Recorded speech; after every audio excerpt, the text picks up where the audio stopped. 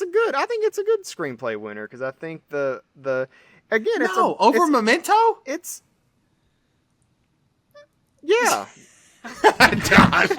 Josh, bro, no shot, dude. You hear his voice crack. He was like, He's like, in the morning, I'm making waffles. Whoever said orange was the new pink was seriously disturbed. And when it comes to huge openings, a lot of people think of me. just call me a fuck ass. Brilliant. Scary.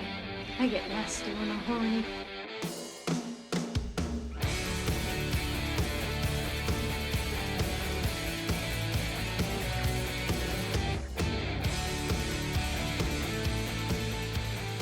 On another 2001 movie podcast, a show exploring movies released in the first year of a chaotic century. And today, we're having a party. I'm Josh. I'm Allison. and I'm Slate. I'm excited to dive into today's movie, and I think I might be alone in that. But before we get on with our show, I want to know about some hijinks that occurred at a party, whether you guys hosted it or attended it. It doesn't have to be recent. Any party, whatever the first thing that comes to mind, I want to hear about it. Allison, I'm going to let you take this one first because Josh knows mine, and I'm sure it's going to top whatever you got. It's pretty awesome. Okay, I feel like I may have told you all this story before, and I'm not going to mention any names because I don't know if this guy will listen to this. I'm going to get my friends in trouble, but years ago, we were going to a dive bar downtown for a Halloween party, so we're all in costume. And it was me, the guy I was dating at the time, my friend and her boyfriend at the time, now husband. And her husband had like this friend showing up that he's just kind of a dick. We're like, okay, like he's showing up any minute. We're sitting at the bar. And all I had heard was like, oh, he's so proud of his costume. He has like been telling, my friend's husband, like he's so proud he made this costume. So he walks in and he is dressed up as, I'm not going to use the terms that he used, but he's dressed up as a little person. Oh, shit. He's got like boxes around his legs and shoes, so it looks like he's standing on boxes. And he's a white guy, but kind of dressed like a black guy with chains and like gold teeth, and he's like, flashing gang signs. The bartender Lord. at this bar was a black woman, little person. Oh no. Which we didn't know. He walked in and she walked out and saw him. It was like, oh, hell no. And we were like, oh my God. And of course, he's like freaking out, and he runs out of the bar.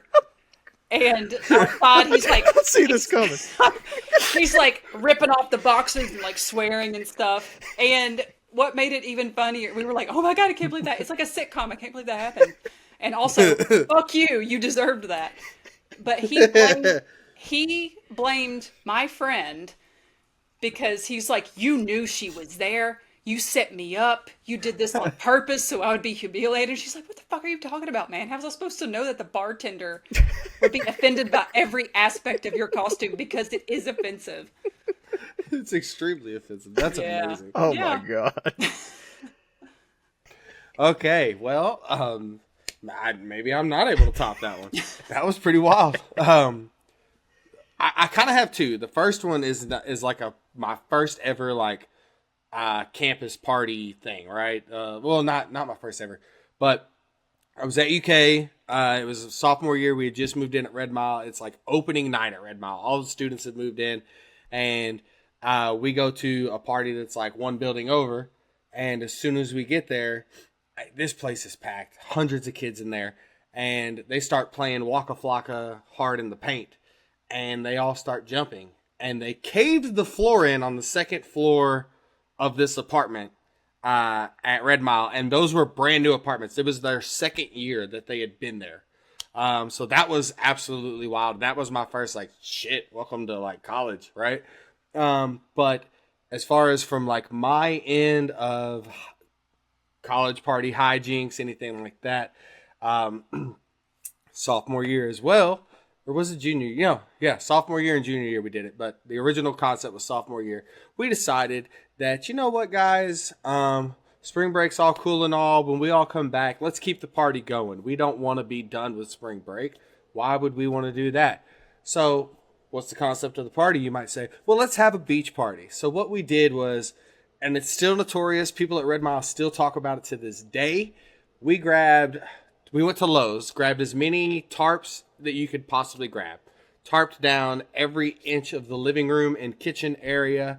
We bought 600 pounds of beach sand, and we laid sand out all over the floor. We had beach balls, lays going around. The beach balls had numbers on them. And so anytime somebody would hit a ball at you, if you caught it, whatever number was facing you was how many drinks you had to take. We filled up a kiddie pool and put it in the corner of the living room on top of the sand. And it ended up like flooding because somebody stepped on the ledge of it and the water poured out all over the sand. But it was amazing. You could not come in. You could not come participate in the party if you were not dressed in beach attire. So it is 20 degrees and snowing outside, and we're having 600 pounds of sand and beach party at a little 3-bedroom apartment on the 4th floor. It was amazing. We did it twice. The cleanup was not the funnest, but absolutely worth it. I bet there's still sand in that carpet. Absolutely. Go to 1408 at Red Mile Village and you will find sand. Yeah, 1408. Yeah. We used to call it 14 Slate, so They were the party kings. I lived in the apartment like the building over, and that's how we met. That's how we met through a mutual friend. I was late comer to these parties, but they maybe that's why I didn't graduate. Maybe that's what it is. I was too busy putting my intelligence towards throwing great parties and not school. Well, look where you are now. Yeah, on this screen with us. That's right. I ran through a lot of options, and there's plenty of college stories, so I'll leave those. I'm sure we can get to those through some other machinations over the course of this show. I'm going to talk about something that probably the last happy moment of my sporting life, or at least as a sports fan, was when the Cleveland Cavaliers won their only NBA title in really dramatic fashion this summer of 2016. Is this the Gatlinburg trip? No. Well, so that's another one I consider telling. Okay. You know what? I'm going to pivot, though, because that's more of a group thing, and that's more of a party, because the Cavs thing is more just I ran out of the house yelling and screaming in the middle of the night because they just won, and then I walked to a karaoke bar where I met our buddy Cody Saylor. And me and Jordan King, who also Slay, Yep. and these two guys, and King is just the party. The fast forward version of the story is it ends with Jordan punching a car at an intersection and busting out a guy's window and him bleeding all the way to Tally Ho. So I believe it. Which karaoke bar? It's where there used to be a Big Lots off Lane Allen. Todd's? Todd, yeah. Oh my God, we used to go there all the time. It's great. It's a great karaoke bar. I could walk. Doesn't exist anymore. No, yeah, I think so. I think there might be a karaoke bar in that space, but So Todd's was the kind of place where literally anything goes. We used to go there all the time. He had any song you could imagine. It wasn't a book. Okay. Like you just went up to, his name was Todd, and he'd be like, yeah, I have it. And the clientele was interesting. Pristine. Yeah. All walks of life. And I remember one time when we went and, they announce your name and you're up on stage and he's like, all right, up next on stage, Hamp, H-A-M-P. And it's like Hamp goes up on the screen and we're all like, okay. And this guy gets up and he's like, just like so drunk. And he gets to the point of the stage and stops and like a cartoon falls face first on the stage. And everyone sat there for a second. And then someone came and picked him up and dragged him in the hallway and kind of propped him up against the wall. And we were all like, That's great. Hamp! Yeah. yeah. That's also the bar where some guy apparently broke in or like hid when they closed down, but he was trapped in there all night. So he just got drunk and like they found him the next morning and called the police. Or like, this guy's been in the bar all night somehow and he like drank all of our alcohol. That's a man after my own heart right there. God, I love that place. They're dragging him out, put it on my tab. I'm I'll try to sum up the Gatlinburg trip pretty quick. Slate and I kind of co-planned a bachelor party for our friend Heath. And we did. We kidnapped him. His wife was in on it. We met for dinner. Where did we meet for? Was it at Mellow Mushroom? Rest in peace. It was Mellow Mush. Yeah, and she thought we were only going for one day on a holiday weekend, and we were like, "What? No." Yeah. That was where we ran into some trouble later. So it was a weekend trip to Gatlinburg is what we planned. So she knew we were taking him to Gatlinburg, but I guess she was at some reason believed that we were going to drive down to Gatlinburg for the night and then come back the next day. This was on a Friday night. So that was weird, but and he didn't know. He just thought we were just going to hang out and go bar hopping for the night. And so we drove down to Gatlinburg and just rented a cabin, did everything. It was like 10 or 11 of us guys that, we are all buddies and didn't do really anything except drink in the cabin all weekend, except for we did go into downtown Gatlinburg one night. And the funniest thing, our buddy Devin, great guy, goes along with the whole thing. He lost over the weekend. We'd play tournaments of beer pong and stuff, and he lost, or in baseball, if you guys are aware of that. If you didn't hit a cup, you got publicly shamed. He went an entire game without hitting a single cup, so he had to pay the piper. And the piper was we had bought a pair of was it purple? I know they were like pink and purple. Yeah, pink and Teenage purple Mutant Ninja Turtle pajamas for like a child. And this guy is he's one of the taller, probably the tallest person at this party. He's probably like 6'2", 6'1". Yeah. And, he's about my height, maybe a little bit bigger. And had to wear this out to a nice steak restaurant, and it was. He is a bearded man. He had like Grizzly Adams beard. Chest hair coming out of a shirt that's like a low cut for like a 13-year-old girl. The pants are, I'm pretty sure his belly's sticking out. They were the shorts. Bottom of the they shirt. became shorts. The pants barely went over his knees, and we go into the Cherokee Steakhouse, which is like the nicest steakhouse on the strip. Everybody else is dressed nice, like wearing polos, whatever, all that stuff, and he's with us. And we just get like the craziest looks, and we walk into the bathroom, and there's like a dad with two sons, and the sons are just staring at Devin, and the dad looks at Devin and he goes, "Did you lose a bet?" And he goes, "Yeah." He was like, "Nice." It was really cool. It was amazing. Yeah, it was a fun. The whole trip was. It was the best bachelor party I've been a part of, including my own. Mine was fun, but mine was kind of sad. Slate was there, and for some reason, by the end of my night, I talked Slate into taking me to I insisted on them taking me, Slate and our buddy Curtis, taking me to a cheap liquor store near where I live, and insisted on buying me a big old bottle of the cheapest bourbon they could get, which is still in my house 3 years later, almost 4 years later. So. It was a good time, though. We had a good time. It was a fun night. It just ended with one of the more stupid decisions I've ever insisted upon. Well, needless to say, all of these parties and party experiences are far more entertaining than the movie we will be talking about today. Oh, my Lord. All right. Let's go. Let's go. It must be so disappointing when something just flops like that. Yes, it is. Rather disappointing.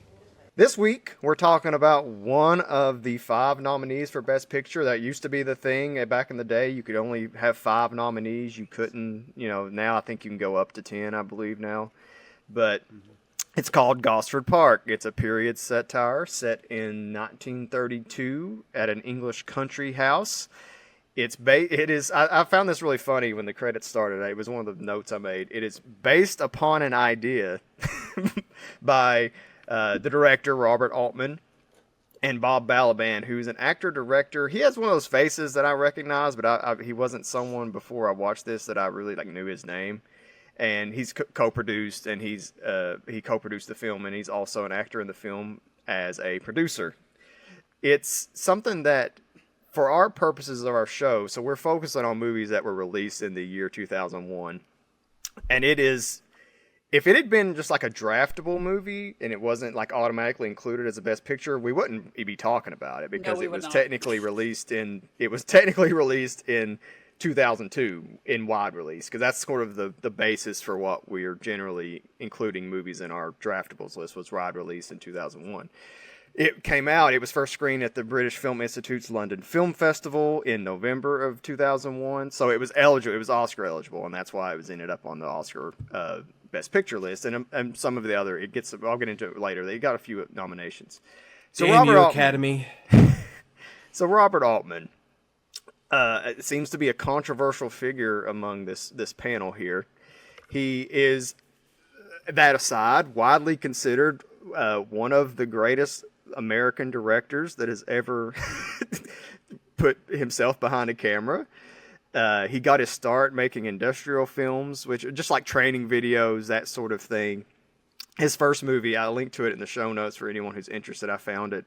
It's it's about football, modern football. It's something that basically like and even in that movie, I watched a little bit of it. You can see the glimpses of like what he's about, like the kind of the sort of his style is already pretty early on apparent in something like that.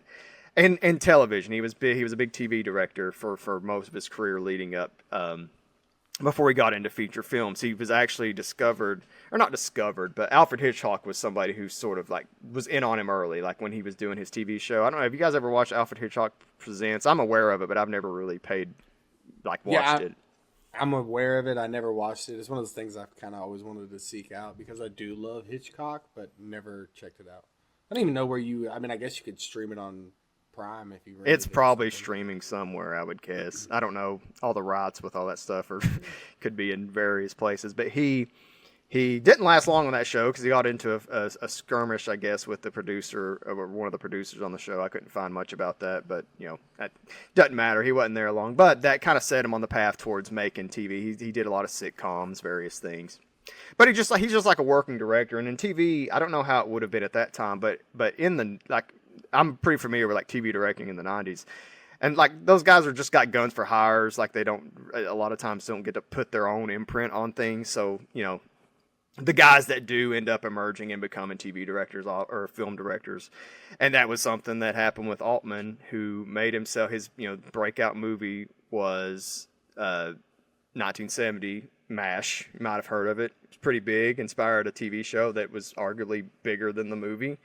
But the movie was pretty freaking huge. It earned $81 million in 1970, which is the equivalent of almost $700 million in 2025 money, which is insane to think about for any movie of that. Like that's like, I mean, it's sort of, I mean, the only thing that are like equivalent today, like, because again, his style is so distinct.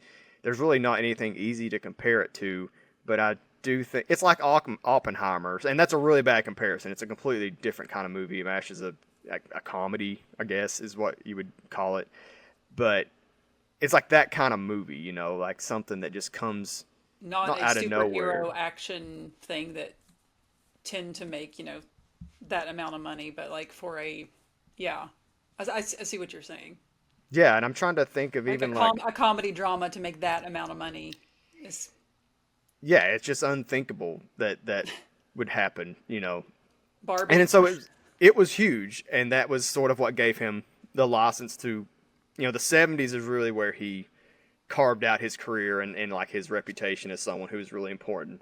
He made a lot of other movies that decade. Nashville, McCabe and Mrs. Miller. I watched that leading up to this. It's one that I think we'll get into it, but it's one that's a little different from most of his stuff that I think follows more of what you would think about in terms of a linear kind of narrative.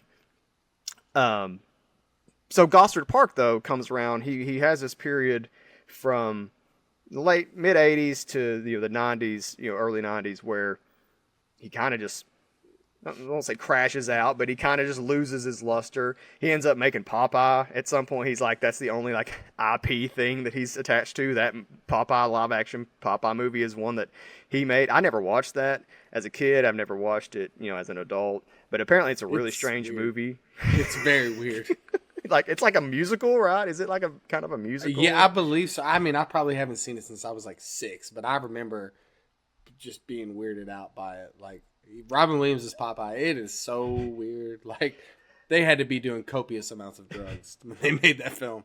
Well, and that's Quentin Tarantino has called Altman a pothead, which I might track with that assessment. It's something. He goes away for a while. There's kind of like a 15-year period there where he's making movies still, but they're not like the epics that he's known for. In the 90s, he comes back with Shortcuts and The Player, 2 other big movies, but then Gosford Park is the one that kind of it's not his last movie, but it's his last like really significant movie in terms of cultural impact. It's his second highest grossing movie ever. It made $87 million in 2001, which is the equivalent of about $160 million today. That's a little more reasonable to expect maybe from something. I don't know that, I mean, we'll get into it, but like the Downton Abbey movies, I think have made at least a couple of them have hit 6, or the 100 million mark. So I think you could maybe argue that that's something that a film like this could do today. But it's challenging because Downton Abbey's also got the TV machine behind it that kind of generated a lot of excitement. So, like a lot of Altman's work, Gosford Park features a lot of players. We've got a lot of people in this movie. The cast list, so it's like 60 or 61, largely depending on whether you include a dog that is in the movie. for big part. By the way, that poor dog, just like somebody kicks it at one point. Yeah, I'm like, yeah, dog didn't do anything to you. Yeah, not a great look for Sylvia McCordle, who is among the 3 people that get top billing in this movie. Maggie Smith, who plays Constance, who is later. Trying to remember Constance Trentham. That is so hard for me to say. Who is the aunt of Lady Sylvia, played by Kristen Scott Thomas, and who is the wife of Sir William McCordle, who's played by Michael Gambon. Those are the 3 people in this movie who are like billed as the top actors. As you'll learn if you've either watched the movie or if this is your first time being exposed to Gosford Park, I'm sorry, you probably ought. This is a case where I think a lot of the movies we talk about, you can probably have a good sense of what they're about, and then watch them. I think this is you probably want to watch this one before listening to this episode because I think it's difficult to talk about without having seen it at least one time. So these 3 are sort of Sir William McCordle's hosting a shooting party. That's the reason all these people are coming to his estate at Gosford Park. This is, again, old English people, rich, elite, wealthy, and then there's the downstairs people, the servants, the butlers, the valets, if we're going to stick to the English nomenclature. The most important of those, in my opinion, and if you guys want to interject here, I think this would be a good place to hear that. I think the most important 2 or 3 are Mary, who's played by Kelly MacDonald, who I think of her as she's us in the movie. She's just she's the audience proxy for sure. The eyes that you view the film through.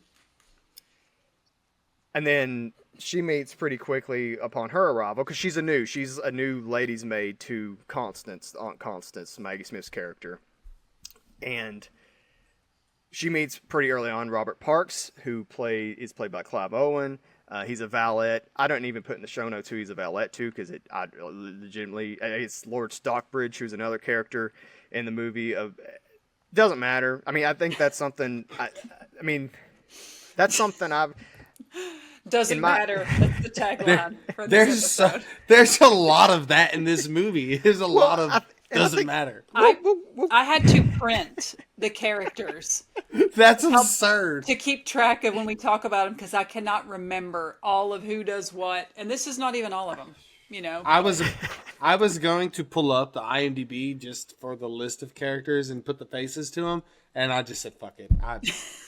I give up. There is I think I can share my screen, right? Like, we haven't done that yet on the show. I'm going to pull this up.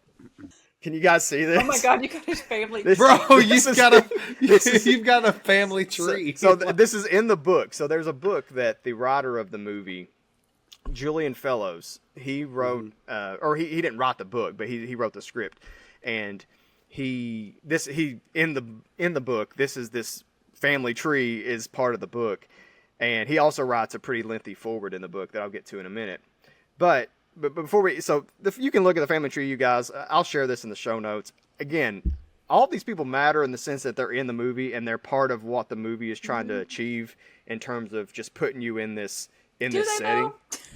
I think so, because we'll get to it.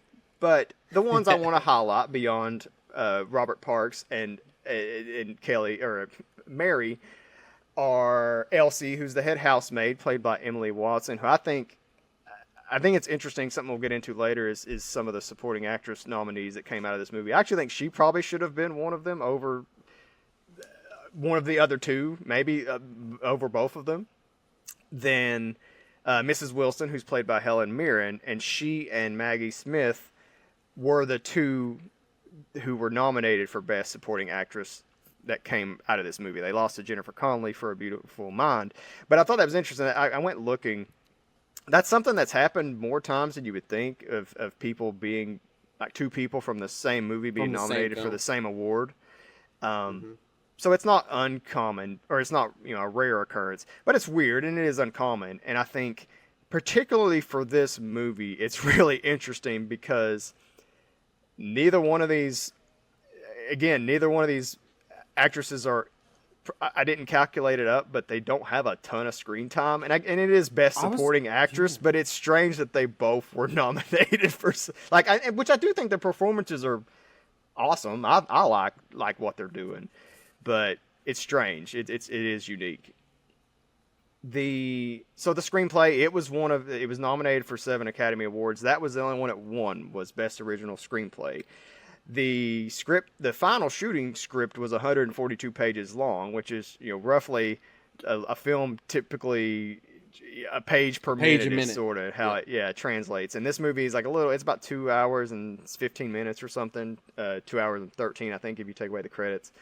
And so there's a lot missing. Like, there's a lot of stuff that didn't make it into the movie. There's a whole plot thread that is in the script about who gets from that who Sir William's will is talked about at some point. And it's that whole thread is just eliminated from the movie. It's not touched on at all. Like, who is going to get his what his will looks like after his untimely demise. Spoiler alert: this whole thing, sort of ends in a murder. We'll get to that in a bit. The Fellows. So, and I bring that up now because the thing that I think is tricky if you're going into this movie, which I think all three of us did, is it was marketed as a murder mystery.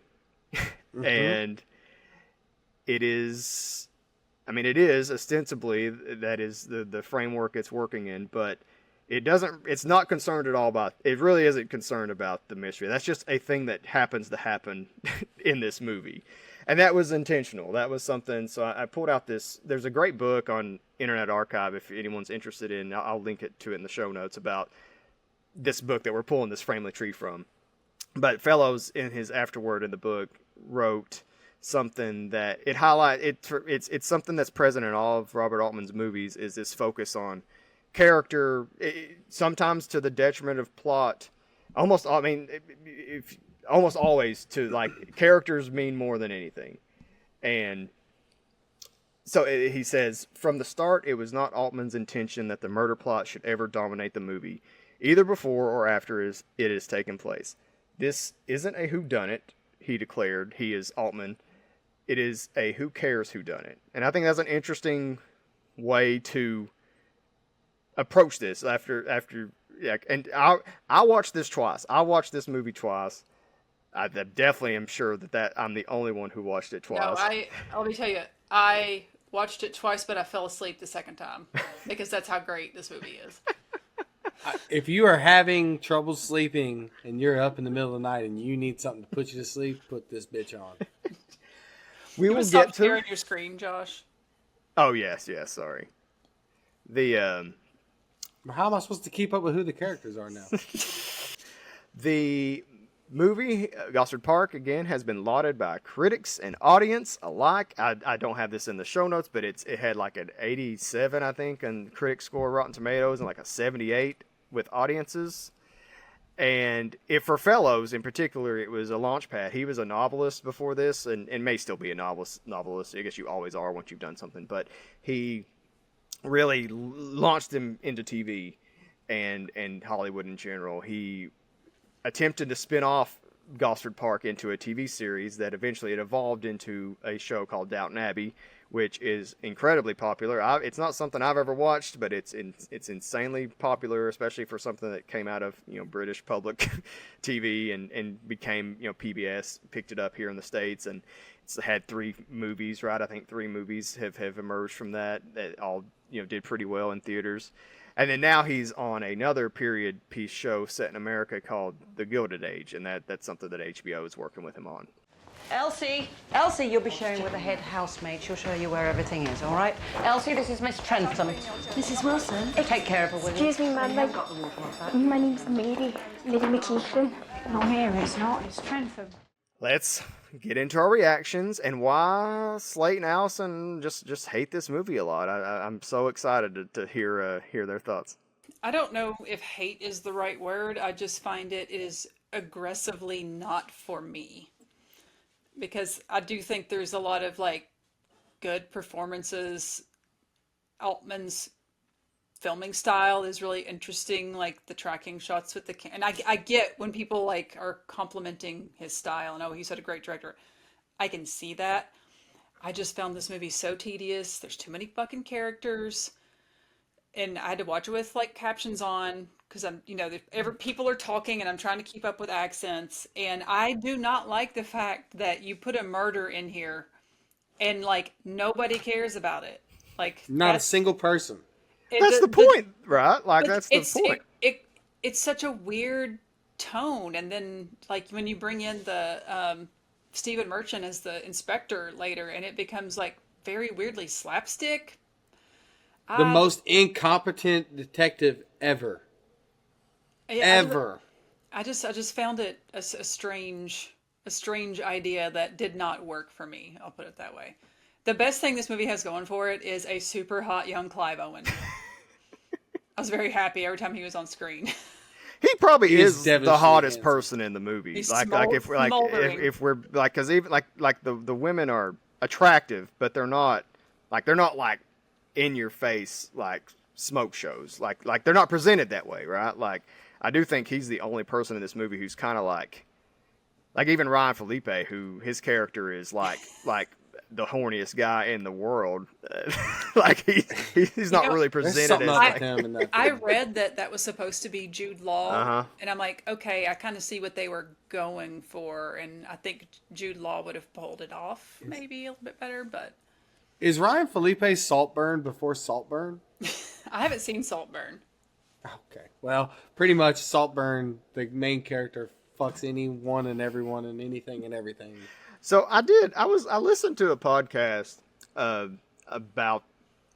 extensively about Gosford Park, but it's a fan podcast about Julian Fellows. It's actually got what's the name of it? I think it's called Strange Bedfellows, and Fellows is spelled with Julian Fellows' name. So shout out to those guys. One of the hosts raised a point, because I was trying to figure out, because something you'd mentioned when we were talking about this leading up, Allison, was what was his character's name is Henry Ditton, I believe. What was his motivation in this movie? And because he's like a sneaky guy, he eventually over the course of the movie you learn that he comes to this party with Bob Balaban's character and Ivor Novello, who I don't remember who he's played by, but Ivor Novello. Let me consult my printed out list here. Oh my God, there's so many names. It'll take me a minute to read through them. Yeah. Jeremy Northam. So he's played by Jerry Northam, and that guy, interesting. I learned this just last night. Ivor Novello is a real actor, he was a real actor from Britain, and was from successful. the 1930s. Mm-hmm. And so the movie, like all the things they're talking about, are kind of like the producer character is his name's Wiseman. Balaban's character, his last name's Wiseman. He's like a made up name, but he's talking about like a movie that does, I think, get made, or he's Charlie talking about Chan in London. Yeah, or That's he's real. like, yeah, that's what they're going to be making, which is interesting. Like it just kind of puts it more in that period, kind of like giving it some more real world framing. But so Henry Denton shows up with these guys. He's portraying himself as a servant, a valet, whatever you want to say, to the Northam's character. A Scottish. But, yeah, as with the worst Scottish accent right from the jump, like, and eventually you learn that he's putting on a show. He's just like he's studying for a role in this film. But one of the things the host brought up on that Strange Bedfellows podcast was like, was he just was that even a ruse? Was was him portraying himself that way a ruse? Because he also has this interaction with Bob Balaban's character at some point in the movie where it's implied, I don't know if they're sleeping together or. Yeah.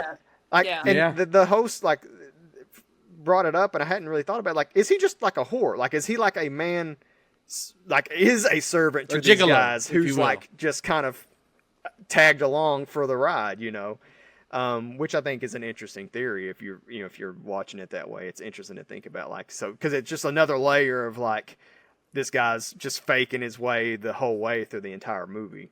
I did have the thought that I wonder if like Kelly MacDonald was cast at least partially because she is Scottish and has that like super super thick Scottish brogue, so that even dumbass Americans like us watching it could be like, would notice his accent. It's like kind of Irish. It was like, it doesn't sound. It is like, more. It doesn't sound Scottish. He's doing something, but he doesn't sound anything like her.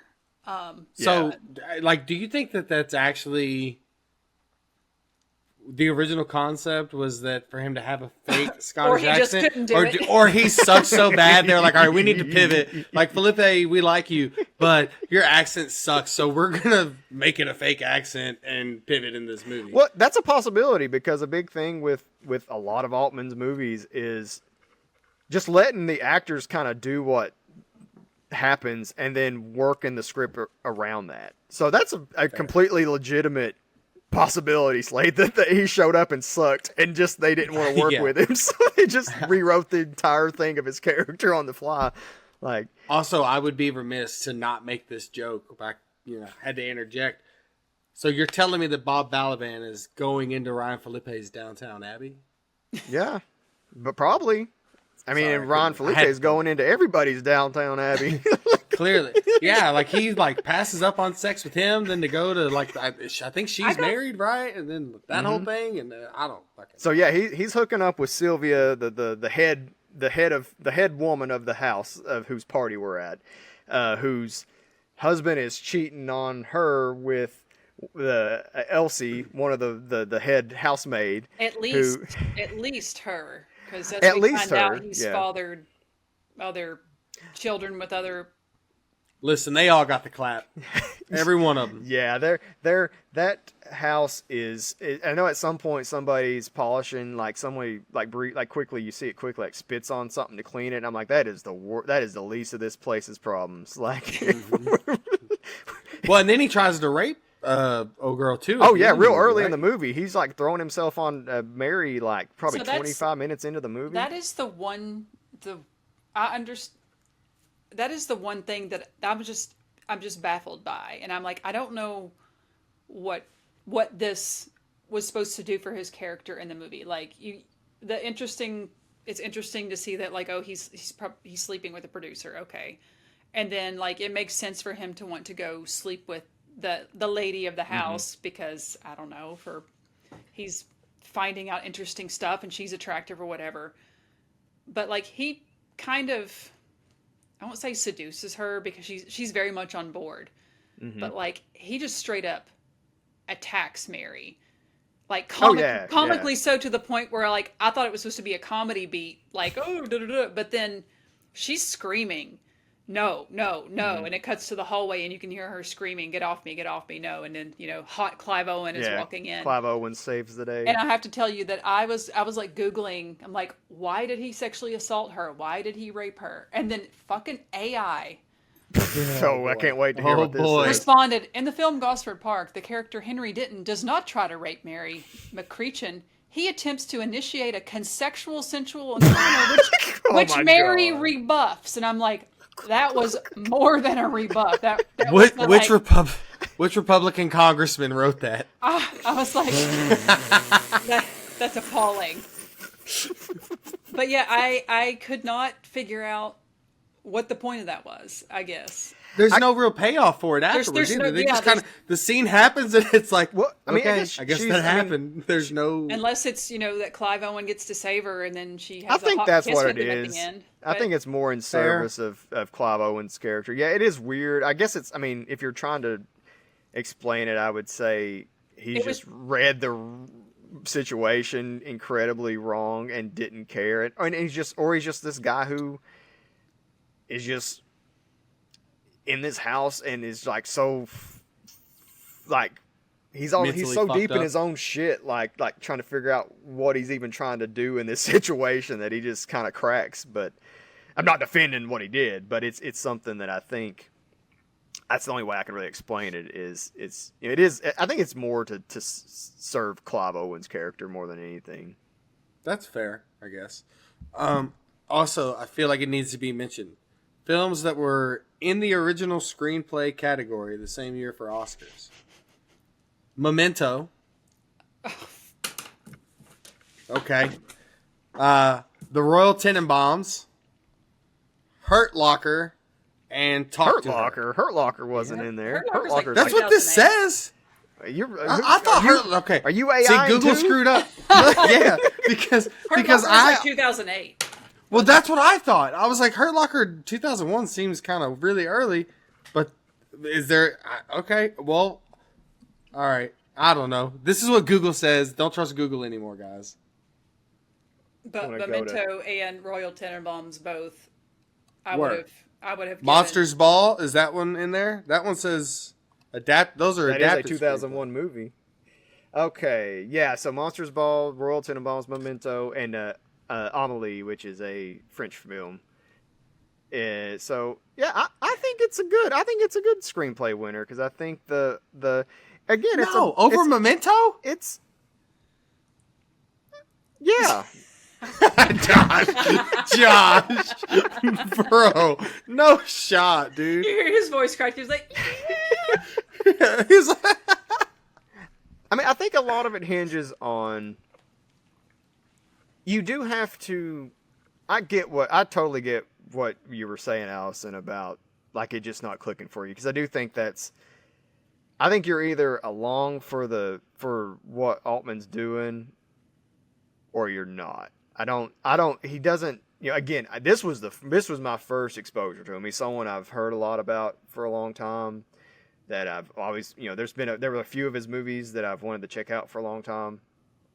And so I watched this. I watched the McCabe and Mrs. Miller. I watched MASH this leading up to this, and I watched Prairie Home Companion, which was his last movie. He died the same year it came out. I believe it was the same year it came out in 2006. He had a heart transplant and received an honorary Academy Award because he was nominated for Best Director 5 times and never won. But I do think, all of the things you don't like in this are present in all of those movies in some form. McCabe and Mrs. Miller is one I would point to as, I actually think both of you would like it. I'm not a Western person. It's a Western. And because a lot of everything that he does, and so much of his work is, he hasn't, I don't know how many times he worked with the same writer twice. And that's what makes him really interesting to me is his style is very much at the forefront of all his movies, regardless of who he's writing with. And I think that's pretty hard to achieve. Like, even as you have to be a pretty strong director, have a pretty strong vision, because a lot of guys either, because he doesn't write the stuff either, he works with different writers, he's not really writing, and based on like what we know about him, I don't think he could write a movie. I think it would be really hard to, he would write a whole script and then throw it out the first day he showed up to set. Like that's probably what he would do. The McCabe and Mrs. Miller is interesting though, because it follows more of the structure of, because I think a thing that is tough with this is there are a ton of people. And I do think, especially the first time you watch it, it is really hard. Because I was doing the same thing, Allison. I had captions on. And I often have captions on the first time I'm watching these movies anyway, because I have a toddler and I'm trying to, like, I can turn the volume up, but I'm not trying to be too loud. So I'm upstairs and trying to, read more than watch. And it's hard. It is really hard to follow, especially if this is your first Altman movie. If you go into it with that as if this is your entry point, I would tell you to turn around, because this is not the easiest first entry of the ones I've seen. This is not the easiest one. I would actually maybe go to A Prairie Home Companion first, which is the newest one. I think that would be, in terms of like, that one still is very much like this movie in terms of big cast, lots of cross talking, but it's just easier to follow, I think, than this. And it just came out 5 years afterwards. But this is just it so quickly like immerses you in this situation where you're in this house, like you are a guest at this party effectively. And I don't know, I think that's what works about it for me, at least, is it is so good at just putting you in that setting, I think, because it's less about like what happens in the movie. It's more about being present. Now, if you are someone who wants a plot to follow and something that like, oh, what's happening with this person, I think you're going to be in for a really bad time, because I don't think that's the point of the movie. Now, we can definitely, if it doesn't work, it doesn't work, but I don't think that's what the goal of it is. I think it's trying to it's more about just, you're going to hang out with these lots of fucking people for 2 hours. Okay. Here's the... All right. Okay, sorry, Slate, go ahead. No, okay, sorry. I feel like we know my opinion, but I feel like I haven't really given why my opinion is what it is about this film. And I feel like now is the perfect time for it. So, I was excited about this movie because I'm all about a murder mystery. I'm all about a great ensemble cast. Like, the cast of characters is great. The cast is awesome. I mean, and I think that their performances are pretty good as well. I don't think the material that they had was good, though, like, for me. And what I mean by that is, like, I love Tarantino movies. Every Tarantino movie that you have, there's a slew of characters. It's heavy in dialogue. You have to pay attention to this dialogue to understand what these characters are rooted in, what their baseline is for who they are as people, what their motivations are, and everything. After I go to bed, or when I go to bed tonight, I will be putting on Hateful Eight, because it is the murder mystery that this film should have been. Like, this film, to me, like, you're saying, it's all about really just hanging out with these characters.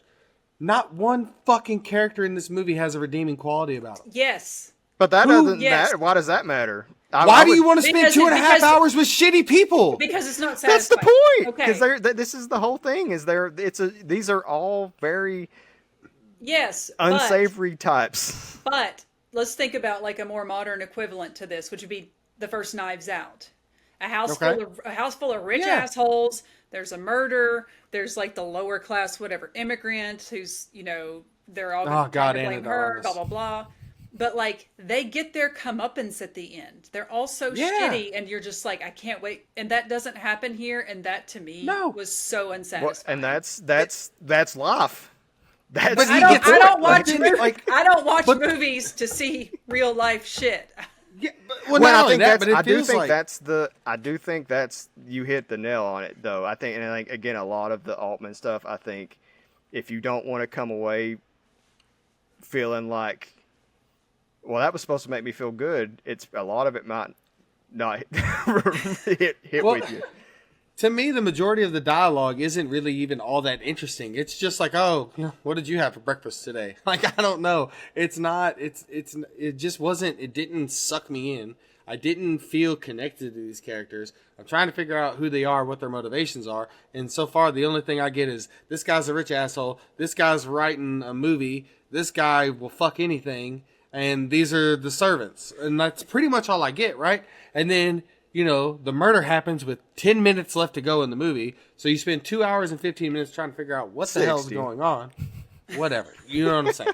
Like, you spend all this time waiting on this to happen. When it finally happens, it's not like a big brouhaha either. It's nobody cares. No, that's crazy. And then, insert Sherlock Holmes, but he's awful. He's, not Sherlock. Dudley Do-Right. He doesn't even know what his fucking toenail is. Can't even get his own name out without getting interrupted constantly. I don't think he ever gets his name out the entire film. And then it's pretty much well, I guess I'll come back later and we'll figure it out. And they might as well have just left the body in the damn room it was in, never buried him, and that just scene whatever. where he's propping him up and saying "Oh, it's fine. You can make him feel more comfortable as a dead guy." It's so absurd. And even when everything is said and done, and you figure out the connections, you figure out that the victim was, fucking people in the warehouses that he owned, and they were forced to give up their children, and you figure out that the person who killed him is, a servant's child, and she gave him away, and she killed him to protect her child. The whole story, that whole part of it, when you talk about it, or if you read a plot synopsis, is far more interesting than actually how it plays out, which is the problem mostly for me. It actually has good subject material. I like that whole premise. If you were to tell me this is what I'm going to make a movie about, I would be like, I'm in. But the execution and the way it was, even the big reveal at the end, wasn't oh shit. It was just nah, all right. It's just such a major letdown. It was so weird to me. I think that the guts are there to have a great film. I think that you have the perfect cast. You have great subject matter. You have a director who certainly has a vision, whatever, but it doesn't, I don't know. It's he just was meh. I get he's going for something different and trying to tackle, I guess, a different angle on a murder mystery, and I just don't find it interesting. And here's the thing, when I watch so many of the performances, I was I think these are good performances. But I really liked Emily Watson as the main, hang on, what was her name? Elsie. And I enjoyed her kind of rapport with Mary. But and then you've got all these other people to worry about. And one other thing that drove me nuts is Mary goes down to wash Constance's shirt. She catches I don't even know her name, the chubby maid. Well, there's two that look the same, so I don't know exactly. But she's having sex with somebody. Bertha, I think it's Bertha. And I was like, who's she having sex with? I never figured it out. I rewatched the scenes several times. I was reading on Reddit and I couldn't get an answer. And I was like, what was the point of that? Well, and then, of course, the big payoff for her doing the whole shirt thing is that, oh, well, you know what? As a matter of fact, you stayed up all night washing the shirt, and now I don't want to wear it. Okay. I started off thinking, oh, Maggie Smith, she's so, delightfully bitchy. But by the end, I was just fuck this old lady. My God, she's, irredeemable. They all are. It definitely, we're I'm certainly of different mind on this whole thing than you guys are, and that's fine. I like that they all suck. Even the servants kind of suck. That's what's partly interesting to me as much about it, because it's easy, because it is it's a class satire about this way that British aristocracy worked for a long time. But even the servants all have shitty things about them and are doing some unsavory things. They're fucking random people in the washrooms and so many STDs in that house. Getting their rocks off, in different ways. One of the head butlers is, he's a draft dodger, basically, because this takes place, I think we mentioned it's in 1932, so it's between World War I and World War II. And it's they're just I think some of the appreciation for it, I do think, I really do think a rewatch makes it better. For me, it did.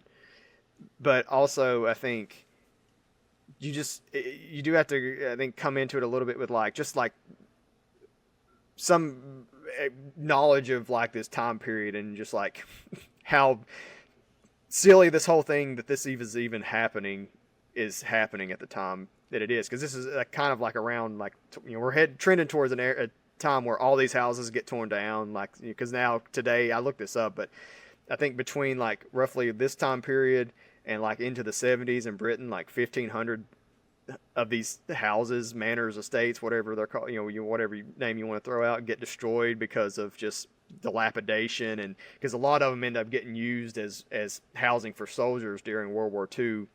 And I mean, it was already trending out of style because of different tax systems and things that came into place, but this is a way of life that is going away, and all these people are still acting like they matter, and they really don't. Like that's kind of the long and short of it. I think that's the point of the movie. Like nothing matters. Like it's all like this whole system of shit where you have people who are allegedly rich and elite and worthy of this status who are treating these servants as like non-people, because like anytime they're in the room they don't get to talk unless they're spoken to. It's just it's that sort of situation. And at the end of the day, none of like they're all in the same boat. They're all just lousy. They're all humans, right? Like they're all. I think I did like was toward it's kind of toward the end, but they're playing bridge, and I think it's Sylvia maybe asks the actor Ivor if he'll, like, will you play the piano? Will you entertain us?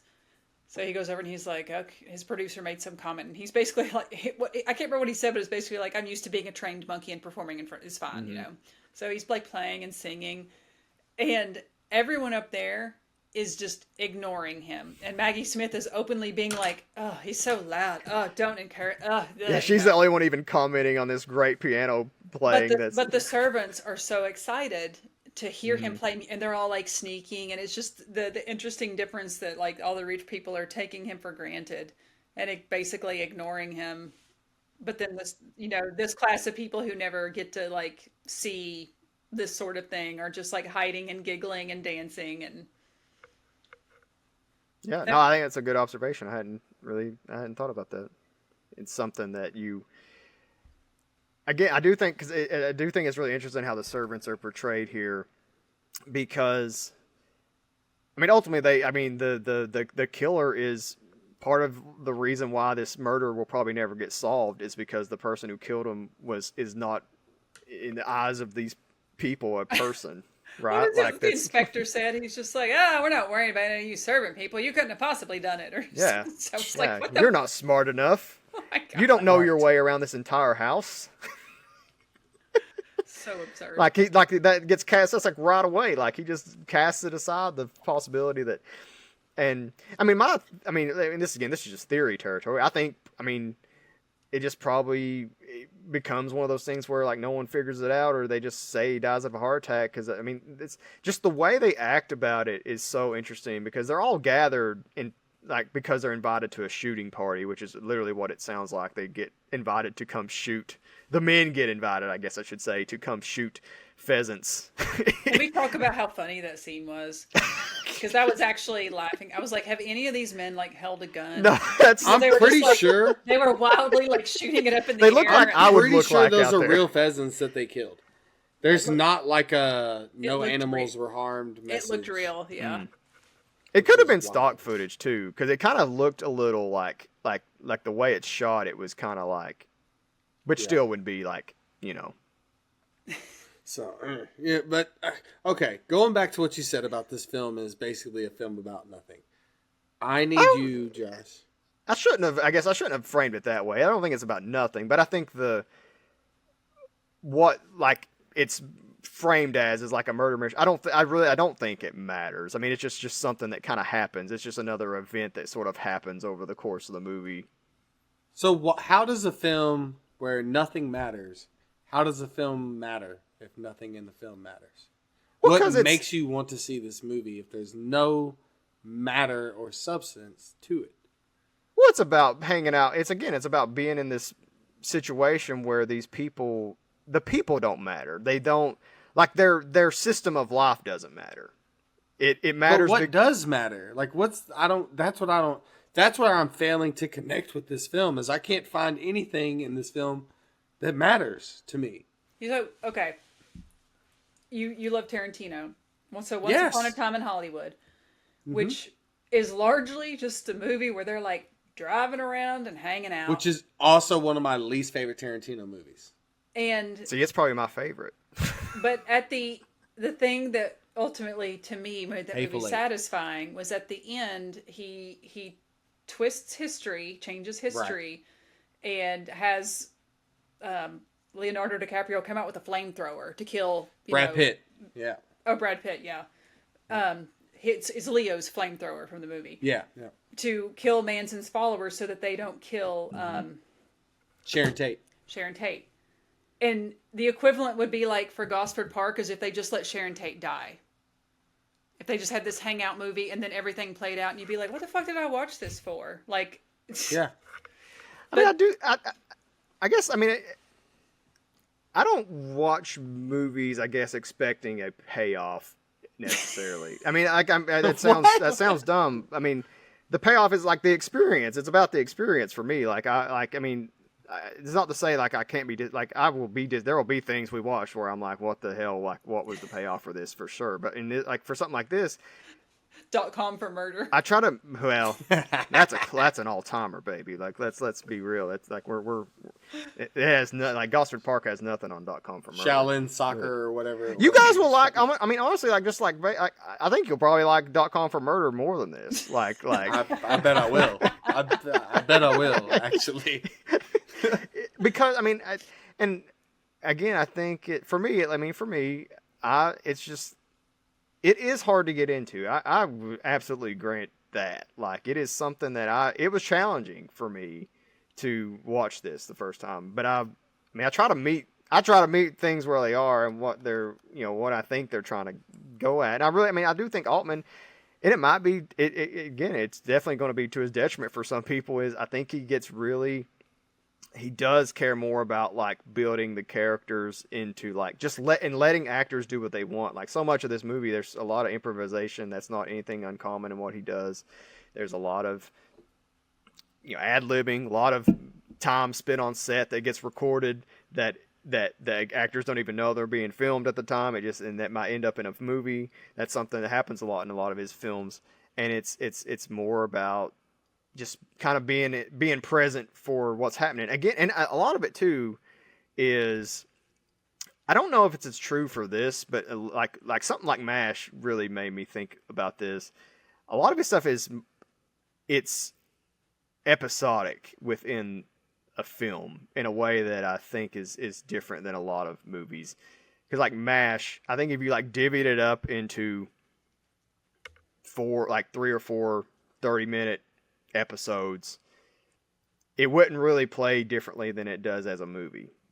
And I think one thing I felt the first time I watched this, and actually even more felt like it the second time I watched it, I think I can see why Julian Fellows wanted to spin this off into a TV show later on, because this is something that he was working on. Downton Abbey premiered in like 2009 or 2010, something like that.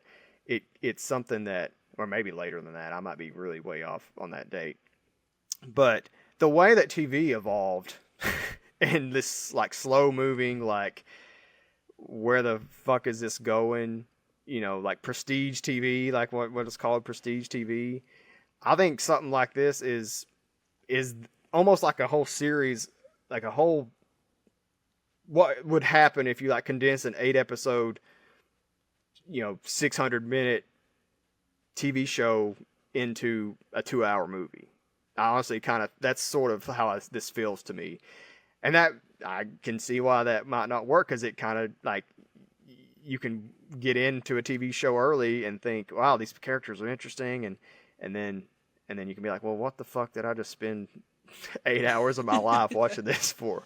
So I can totally, that's something even I can kind of see, like even with this, like I could see how that was something I thought about watching this. Was it made me feel like that a little bit, in terms of like, if you went into this with a certain expectation, it is going to be disappointing. I don't think you all are wrong in that. And I haven't watched Downton Abbey, but I could see this playing much better as a TV show, where you would actually get to maybe spend a little more time with each of the characters, and it's not just all thrown at you at once. I do think that is part of like, you have to be into that to like get it, like get into it.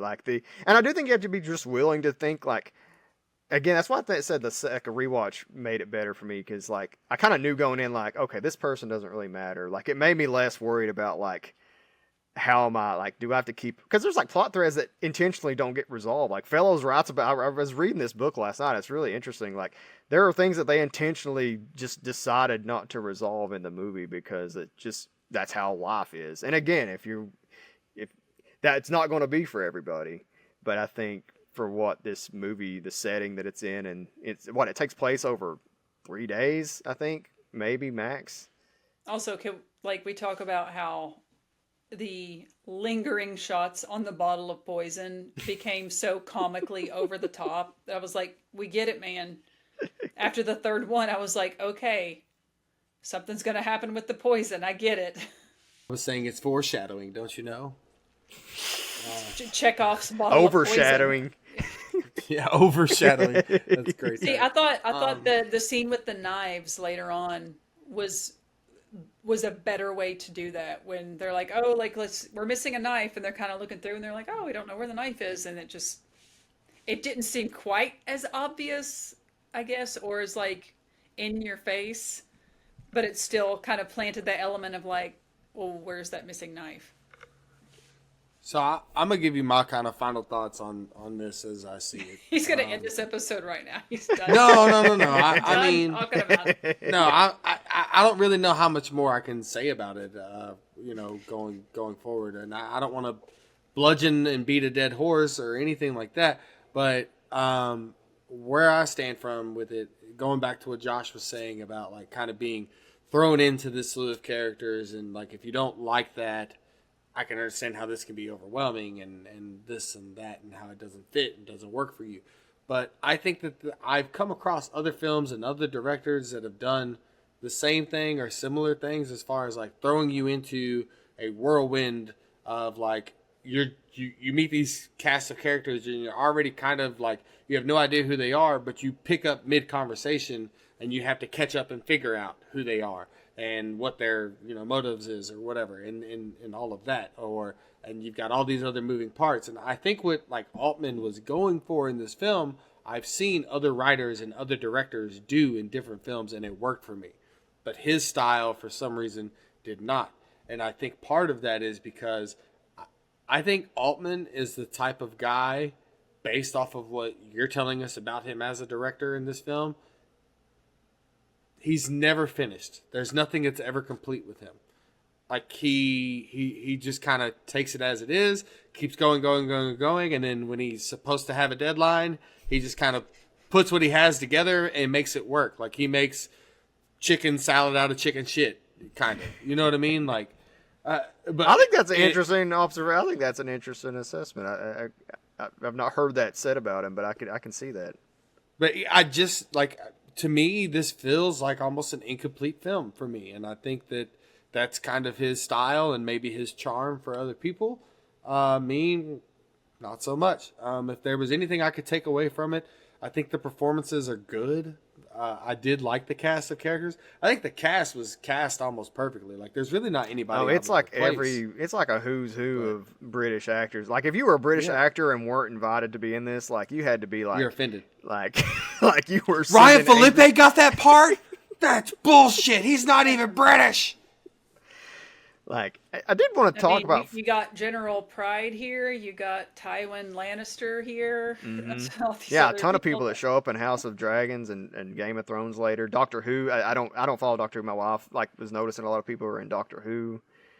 I did want to talk for a second. What did you guys? So the best supporting actress thing, I do think is interesting because Helen Mirren was nominated. She's the spoiler again. She's the killer. Revealed at the end of the movie as she is Clive Owens' mom in the film. We learn she was one of the people who were raped, I guess, at the factories. Is that I don't know. It's never really clear if it was consensual. Yeah, I wasn't clear on that either. Yeah. So but who had children with Sir William McCordle when he owned factories. And she, some of the people, like her sister is also one of the people we learned at the time. That was something that was interesting because that seems really just kind of like thrown in. And that because it was something that they just kind of decided on the fly while they were like, it's one of those things that kind of got weaved into the movie midstream. Which I think kind of speaks again to what you were kind of talking about, Slate. Like it's like they're kind of just like figuring things out as they go. Yeah, but see, like even that dynamic between the two of them at the end is like the most interesting part of the whole film is the dynamic. I think that's the scene that got her nominated. Yes, no, the scene where she is sobbing in Mrs. Croft's arms. I was like, that's got to be what like earned her that supporting. Yeah, it had to have because she has less screen time than Maggie Smith, who is also nominated, and that whole scene after the line, there's a line that the cook, her sister says, it's like they'll hear you cry or stop, they'll hear you cry. That was the only line in the script. The rest of that scene was improvisation. So, I do think as an actor, and I'm not a Hollywood actor or anything like that, but somebody who did theater for multiple years in high school and had looked to possibly do it in college as well. As an actor, that sounds so much fun. Like I think he would be a lot of fun to work with. I think as an actor, when you have that kind of creative freedom and like it's funny on a previous episode not too long ago we were talking about Stanley Kubrick. And like Altman and Kubrick are complete absolute and came opposites. Up at the same time. That's like the thing. Yeah, they are the ends of the spectrum. Like Tom Cruise should have been in this movie instead of Eyes Wide Shut. Like, yeah, him and Nicole Kidman might still be together. Yeah, but no, seriously, like as an actor, like that sounds amazing. Like something that would be, this film must have been just a blast to make because they were probably like, what are we going to do? Fuck it. We're really just going to get together, have food, party, and we'll figure it out. Well, and they live, so that's another thing with Altman. I didn't mention this in the show notes. A lot of times they just live on set. Like this, case, I think they used like an actual manor, but they will just live like they'll bring the actress and they just will live on set and like, it's not like, what's the phrase when you like immerse yourself in like method. Method. It's not method acting, but it is like a cousin of it. Like when they would build that, when they did the stuff for McCabe and Mrs. Miller, it's a western. It's set in like a western, like a prairie house kind of like or prairie town type thing. They lived on the set and had like the actors just kind of doing their thing, and that revolves around like a whorehouse, like the whole movie does. So it's like okay, this would be a really interesting way to go about filming a movie. I think so. I told you, I watched it first time, and then I was like, well, I rented it for 48 hours. Okay, I'm going to try to watch it again. I will say that there were things that, like, I noticed in the second watch until the point where I fell asleep that made sense having watched like, early in the movie, you see, like, oh, Mrs. Croft, like, keeps her staff separate. And to me, learning at the end, like, oh, this thing happened to her where she she had sex with McCordle, may have not been raped, lost her son, and then I was like, oh, I think she's being very protective of them. Like she wants to keep them. She doesn't want them to kind of go astray and like almost like a mother hen. I think that's what infers that it wasn't necessarily consensual, but I don't think that it was rape, but it wasn't rape in the sense that she probably didn't say no, but she probably felt like she had no choice because he's her boss. This is her way of living. She has to have this job. And maybe if this happens, he'll keep this child and I will have a better life, whether I'm happy with him or not. And then, of course, all the rest of it goes to shit. But so I think that's kind of what's inferred to it is that it wasn't necessarily like forcible rape, but it wasn't like consensual either. And then Mrs. Wilson early in the movie when Clive Owens, the other thing that was confusing is the servants are told they're not allowed to use the real names. We're going to refer to you by the name of who you're serving. So I do think that would have helped in terms of just following the movie the first time. It would have been nice if that wasn't a feature. But I think that's how it was done because they had someone that they consulted, like a person who like was in this, like an expert in this world that I guess I had to think that's just how it was done back then. So Clive Owen is referred, his name is, hang on. Jesus fucking Robert Christ. Parks, I think. Yes, Robert Parks, but they call him Stockbridge because he's Stockbridge's valet. and someone says Lord Stockbridge has arrived, and then Helen Mirren's face kind of perks up, and she like comes running down the hall, and like that is something that the first time around I didn't pay it the first time. Yeah, and the second time I was like, oh, she recognizes that name, and then when she goes to see him in his room, there's the more context kind of given to it.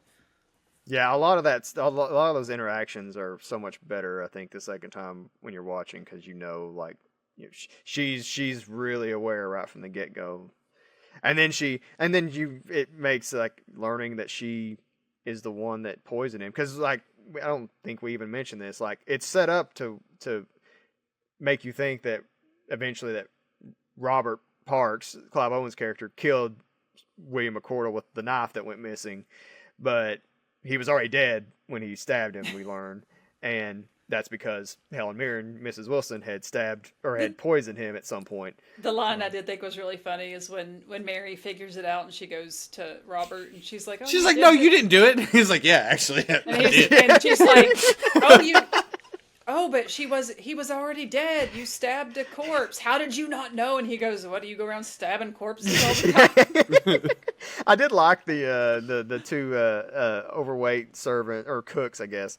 When we learned that like he was dead before he got stabbed. It's like that one of them says something like, we like leave it to Mr. McCordle or Sir McCordle to get murdered twice or something. Yeah. Can we talk about how disgusting he is?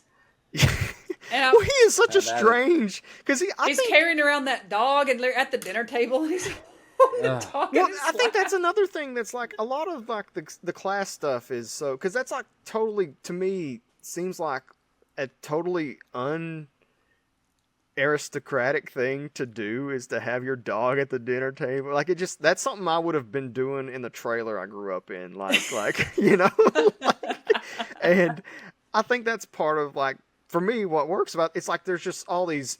He's rich but classless. Like, yeah, like and also, again, the rape is bad, but I think there's like he's in some ways like the most like humanized person in this whole group, because he's like everyone's just coming after him now for his money, so he's kind of like he's getting his comeuppance that way. Like he dies, he gets murdered, but he's sort of like at the end of his life and just wants to kind of be with his dog and his mistress most of the time, it seems like. He's sleeping with Elsie, by the way. I don't know if we've brought that up at all, but like she's the latest victim in his conquest, because she's the only person who cares that he's dead, really. Mm-hmm. And even she tries to just play it off, you know.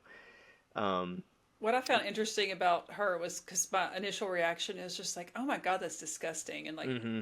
He's a gross character. I mean, it's Michael Gambon, but she says, "Oh, he listened to me, and he didn't care." But it made it sound like, I mean, not that they were having sex, obviously, but like she kind of liked that. Basically, he was someone that she could talk to. Mm-hmm. He was a sounding board. Yeah. And I do think. Something I love the movie when the movie ends. Everybody, the movie starts and ends the same way. People are coming to the house and then leaving the house. I like to think that she gets in that car because the movie producer and the Henry Denton character and Ivor and he the producer invites her to come into the car, and because throughout the movie I think he's the funniest character in the movie, because he's just literally just in the background the entire time doing his own thing, like he's in his own movie. So like he's on the phone. Yes, I was very curious about the producer, because like I kind of get like this whole cast of characters, oh, these are like rich assholes, and he's sort of first presented like someone who's observing them like they're in a zoo almost, because it's like for his movie. But then like he's also an asshole. He keeps saying like, I'm going to have a call from California. There's a very important call from California.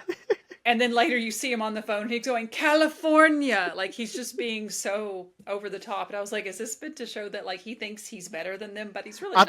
I think that's what it's trying to convey. Like everybody in this movie is trying to be either the servants or who are like just they know that they're but even amongst them, like even amongst the servers or the servants, they're amongst themselves. There are ranks, you know. It's but with him, she gets, Elsie gets into the car to go to the airport with, I'll drop you off at the airport. But like, I like to think, they're talking about hiring an actress for this movie. And I think, well, we're just going to get the real thing. We're going to take her to Hollywood and put her in this movie. That's my headcanon with this, is she gets to win. She's at least one person who gets to win in this movie. Other than Ron Felipe, who gets to bang everybody. Yes. We only see him bang Sylvia, but I'm pretty sure he probably got it on with a few other people in between the scenes we didn't see. A busy 3 days. He's the epitome of the scene in Chuck and Larry when Dan Aykroyd looks at Adam Sandler and he's like, "And you, if my pencil sharpener had a skirt, I'd have to hide it." That's Ryan Felipe. I bet this is the only podcast that's ever talked about Gosford Park, and I now pronounce you Chuck and Larry. Hey, you're welcome. You're welcome. So one thing I also, this happened a few times, and I wish I'd written it down, but, there's one time when Mary is talking about Denton, I think, to Elsie, and she's like, there's something off about him, and she describes him as queer. Yeah. And I know that she's using it in, the old way. The old way, he's weird. odd. But then I was like, is that intentionally written in to kind of be, a nod? Because then, you see him, he's either just slept with or alluded to, sleeping with the producer. And there were a few other lines where, words were kind of used almost like a double meaning like that. But I wish I'd written them down, but I just didn't care enough to take notes on this movie, I'm going to be honest. Well, I think this has been a good discussion for a movie that two of the three of us did not enjoy. I think we've still managed to have a really good make no mistakes about it. If we don't like the movie, we got to have reasons why, right? And even then, you still have to find redeeming qualities and points of conversation, contention, and it's going to be okay. So in a year from now, when we do Fellowship of the Ring, it's going to be me that's effusive, and Slate's going to be over here just fuck this movie. I'm already fuck this movie. Hey, it's got a lot more plot than this one does. Oh God, I can't wait. I love it so much. Lord of the Rings and Gosford Park, 2 movies I hope to never see again after 2020. So we're recording this in December, and this is probably going to air after it's happened, but Regal is bringing back the Lord of the Rings trilogy extended editions to theaters over a weekend. It's Fellowship on Friday, Two Towers Saturday, Return of the King Sunday, and I might have to go do it. It's 10+ hours a movie, but it's over 3 days. Just go camp. Just go out there and do it. I just eat popcorn for just pull the Shia LaBeouf thing. Pull the Shia LaBeouf thing where he just sat in the theater for 18 hours watching all of his past work and didn't move. You didn't know that? No. This was quite a few years back. This was kind of when Shia was starting to have his renaissance. He put it I guess on Twitter or some sort of social media. It was a live feed of him basically saying out with the old, in with the new. So he watched every single piece of his work, from the Even Stevens movies, all the way up to Honey Boy and all of that. And it was 18 hours straight. And he barely got up to even use the bathroom. And people just watch him react to his movies. So when you see those memes of Shia LaBeouf in the movie theater where he's crying and smiling, that's what it comes from. That's what that's from. Oh. You think he was wearing a diaper so he didn't have to get up? Shia doesn't give a fuck. He didn't wear anything. He probably would have just pissed in his pants. Yeah. Right. Oh, what a weirdo! That's a shame. Actually, I think he could have. He is a really good actor. I think, but he's very talented. I wish he was less weird. His interview with John Bernthal was actually really awesome, though. If you haven't checked that out, I do love John Bernthal. Bernthal has a podcast that I wish he would do more episodes of because Bernthal is my man crush. I love Bernthal and Tom Hardy. They play 2 of my favorite, they're 2 of my favorite actors of all time. I love them. And as the Punisher's #1 fan, I will never have enough John Bernthal in my life. So. But no, not to plug another podcast, but if you have time and you want an interesting conversation because they talk about Shia and his domestic abuse and everything else and kind of how he was able to work past that and work on himself. And he's far from perfect now. I'm not saying Shia is a great person or anything like that, but it is a very interesting conversation and headspace to hear them both kind of discuss and everything. And I thought it was really cool of Bernthal to be the type of person to reach out to Shia because they were friends and that whole domestic thing happened, and he kind of wanted to be like, yo, like, why did you do this, and how do we get you past it, instead of just cutting him off as a friend. So I thought that was kind of cool. All right, well, that's a good transition into our Sorry. special feature. You can cut that whole thing out. No, I'm leaving it in. I like it. Okay. So this week's special feature, I struggled a little bit. That was honestly the biggest thing in prepping for this for me, was trying to figure out what I wanted to talk about with this section. I wanted to kind of lean into like the English country house situation and just talk about that, but I just couldn't. I felt like I was more given a history lesson, and I didn't feel informed enough to try to tackle that. And I'm not going to say that I feel super informed about what we're going to attempt to discuss here, but I feel like it makes for a more interesting conversation, possibly. I want to talk about ageism and aging in Hollywood in general, and particularly with women, because I think it's something. I'm not saying men aren't affected by it, but I think it's definitely something that, historically has affected women a lot more. And something I want to kind of think about is, like, was it worse in 2001, or is it something that we still struggle with, and maybe in some ways is worse now given certain things about how our society has advanced? And I want to frame that under this context of, most of the time I think people are pretty aware. Once you kind of hit a certain point as a woman, in particular in Hollywood, you quote unquote lose your looks. You just kind of get cast off. You hit roughly 35, 40 years old. You might as well be in the grave as far as Hollywood is concerned historically. And I think you're limited to roles if you even can carve out a career that are like grandma, aunt. A lot of the roles that are in this movie, because it's a variety of ages in this cast, but there are a few old women, and that's kind of what they are. And someone who's been at least in the zeitgeist recently, was Demi Moore, who was somebody when I was growing up. I wasn't like a teenager or a young adult watching Demi Moore, but I was aware of her growing up as like she's like the big actress, like she's one of these really important people, and she just goes away. Like by the time I'm in middle school, she's not really as far as I'm aware, not in movies anymore.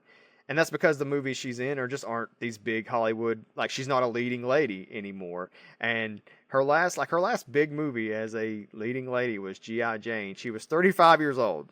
So she was my age that I am currently as we're recording. And before that, The Substance was something that she was nominated for an Academy Award a couple years ago. Which, have you seen it? Yeah. I really liked it. We won't spoil that one here since it's fresh still, but she's incredible, and she's 61 in that movie. So she went roughly 25 years between really being a person that people were talking about a lot. And I think, and it's interesting, like the subject of The Substance kind of ties into this whole discussion we're having about, aging in Hollywood, and especially what it means for a woman to be doing that, because, I list Liam Neeson in the show notes, but we could name a ton of guys, Tom Cruise, there's a ton of people we could name that still get to kind of do the same things they've been doing their entire careers into their 60s and 70s. And really it's about, the men don't really get cast off until they're like 80 typically. But you do have your men that do have those problems. Like Val Kilmer went through a whole phase where every single movie he made went straight to Redbox. And that was it. And I'm glad you mentioned that, because that's kind of what happened with Demi Moore. She was in a lot of kind of like more straight to video, like that, like, or lower, really more low budget fare. So I'm glad you brought that up. I left that out. It felt like Val Kilmer at one point was making a movie every single week. I'm serious. Like, if you check Val Kilmer's like IMDb in, like the 2000 probably 7 through 2015 time period, it's just a slew of just junk, and that does happen. That's it's definitely more common with women, but there are your men that have those things as well. So I have two separate thoughts. And first was, in watching this movie, I did think, what happened to Kristen Scott Thomas?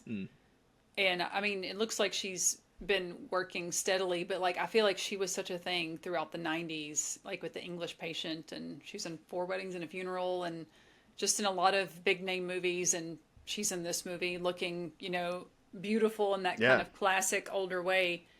But I was like, it's like she dropped off the face of the earth in terms of mainstream stuff. And then second, was that intentional or not? I don't know.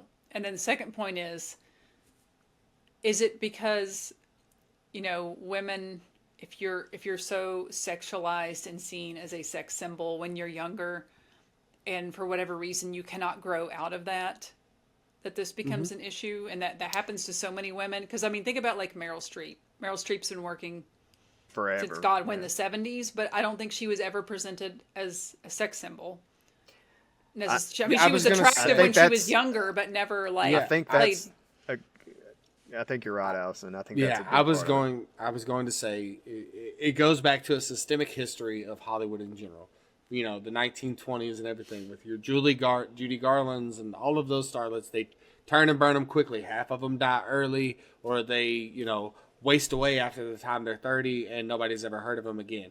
And Hollywood has always built, the majority of their female characters are based into being beautiful, sexy, whatever women, and object it's all about for their the looks. man to attain. It's all about their looks. It's all about love interest, all of this stuff. And so once they find the new Sydney Sweeney or the new Zendaya or the new whoever they find, after they found that person, they have their run of 5 or 6 films, their 3 or 4 years, whatever, and then the studios are looking for the next one and the next one and the next one. And that's why you have to find, it's all about how they get casted. And that's why I think that women like Charlize Theron, women like Jennifer Lawrence, women, like even Zendaya for that. I think Zendaya is one modern one that I can see having a long I think career. she has a chance. They are trying hard to get out of the box of these roles and find the more challenging roles, whether that's in action movies,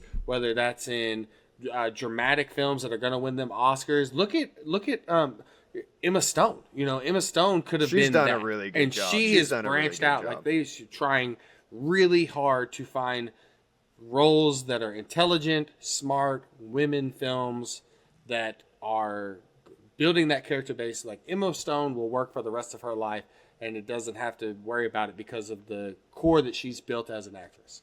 And that's what I think a lot of women take the hot new thing, and they take the roles that the studios just keep throwing at them, and it takes a certain woman to say, you know what? No, I actually want to do something completely different. And like Charlize Theron with Monster. I mean, she made herself hideous for that movie to show like I'm not just a sex object. I'm not just, a beautiful woman, and I've got range. I'm going to be a sadistic, crazy, psychopathic, ugly killer, and do all these type of things. And look at her in Atomic Blonde. She's a fucking badass, like she can just do anything. So I think it's the way Hollywood perceives women and the roles that they give them, but it's also the women that have to stand up for themselves and say, I appreciate you thinking of me for this role, but I'm going to pivot and do something that I want to do that I think is more substantial. Yeah, I think so. I think that it does start with like Hollywood. It ultimately is on like the roles, right? And I mean, we're all aware, like it's just you're already starting from behind if you're a woman in terms of like the types of roles that are offered to you.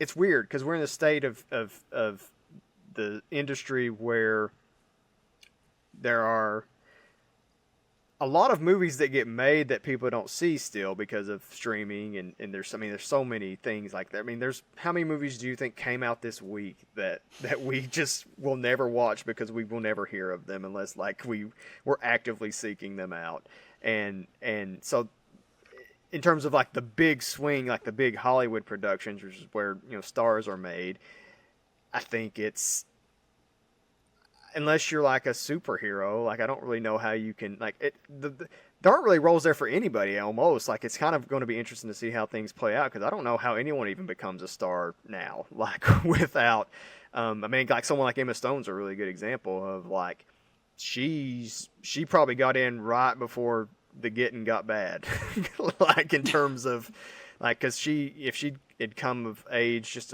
probably a few years later, she's probably, you know, Miss Marvel or something, and then just kind of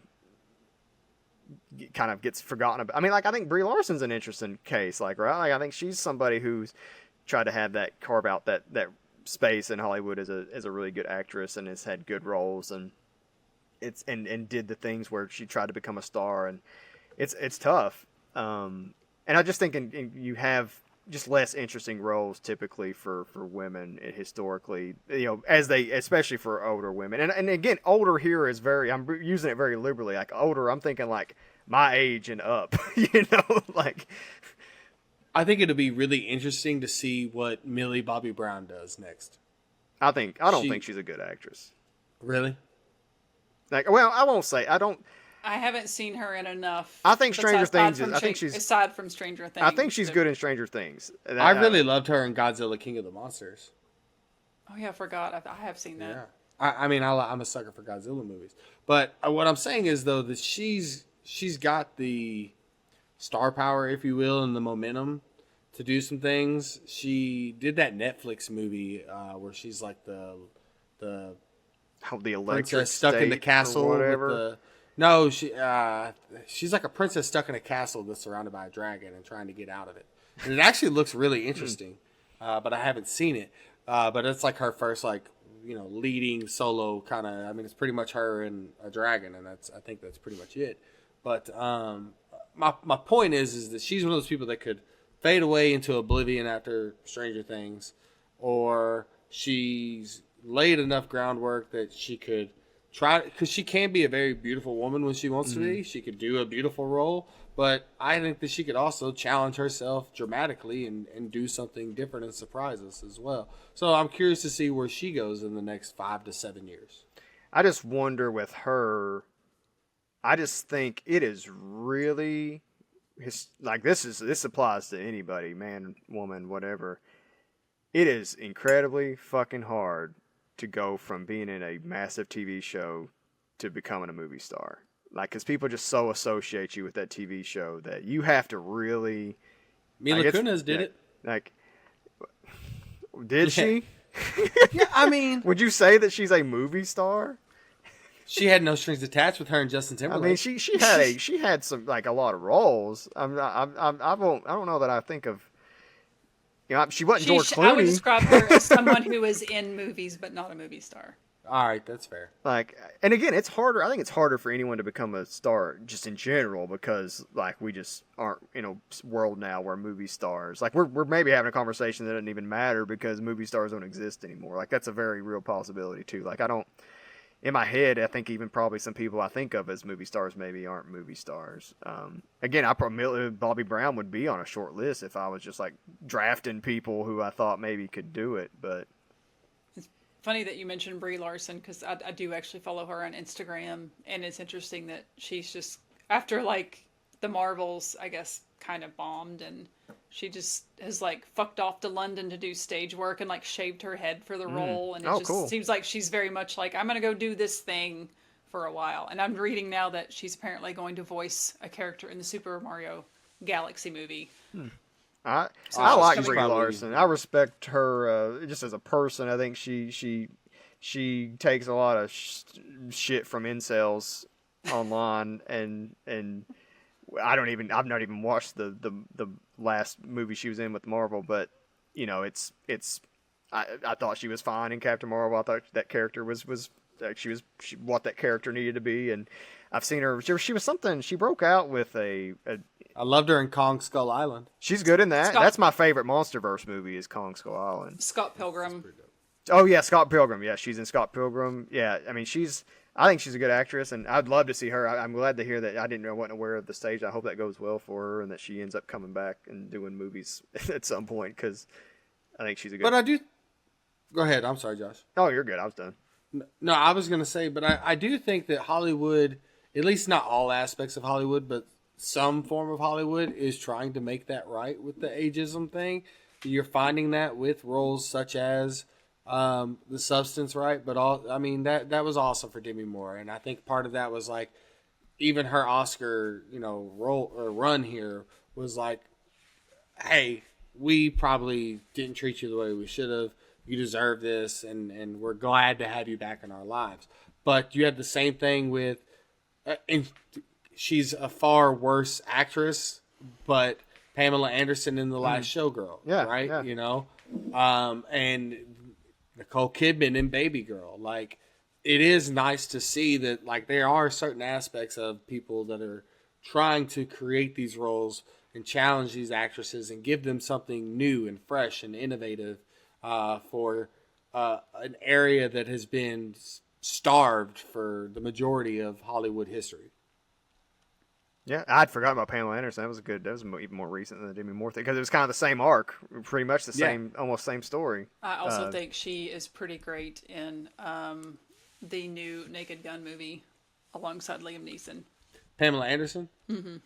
See, I haven't seen it, but I mean, I always like the original Naked Gun, so I do want to check it out. But I wanted to see Pam when she was doing the Broadway play too. Like, I would have loved to have seen her when she was doing the play on Broadway. Yeah, I didn't know she was in Naked Gun either, and that makes. I mean, I'm glad to hear that because it's also like I think you don't. We are starting to see. I do think we're starting to see this like kind of insurgence of like movies that are clearly made for old people that are involve a lot of these, like not necessarily not as old as Pamela Anderson, but like, you know, people in their 70s, 80s that are interested. I mean, like, what was that, the 80 for Brady or whatever? I don't even remember who's in that movie, but like you're starting to see more movies like that. Maggie Smith's last movie was something called The Miracle Club, which is about there's this group of women that just get together, and I've read the synopsis and forgot what it's about, but it's like it's kind of the same style of thing where you're just kind of getting a lot of these old faces you remember and loved, and so I think that's interesting, and I think some of that's because the people who are watching movies are probably, you know, I think the age of people who are watching movies is getting older too, so it could be that could solve for some of it as well. It's like, oh, you remember this person? You loved them back in 2005. Here they are again, like, you know. So that's as we do a podcast from films of 2001. Hey, we're carving out our own niche in the nostalgia machine, guys. We're doing it. I did want to talk about Maggie Smith for a second because she was a big reason I was thinking about this, because her 2001 was huge for her because she's in this movie, she was nominated for an Academy Award, and she was also in Harry Potter and the Sorcerer's Stone, which we will talk about later in the year, and she's in that entire series. And this, like, it seems like those films are filmed 20 years apart. That's again. But again, I forgot to mention that when we were talking about this movie earlier. But when you're watching the film, this film feels like it was filmed in 1970. That's another Altman thing, is he's big on, like, his movies look like the time period that they're hitting for. Like MASH, it was filmed in the 70s, but it's like, I mean, it's like set there in the Korean War, so it's about kind of, but it looks like even for a 70s movie, it looks a little grittier than it should, you know? Yeah, and it was a big, Gosford Park. Put it right next to The Godfather, and you're going to be like, oh, these look like they were filmed identical years. Like, and Harry Potter obviously is more like it's set in the 90s or whatever, but and we'll talk about Harry Potter. We're not going to talk about Harry Potter today, but I do think it's interesting because something that got me looking at, because I knew, you know, she was in both of these movies in 2001.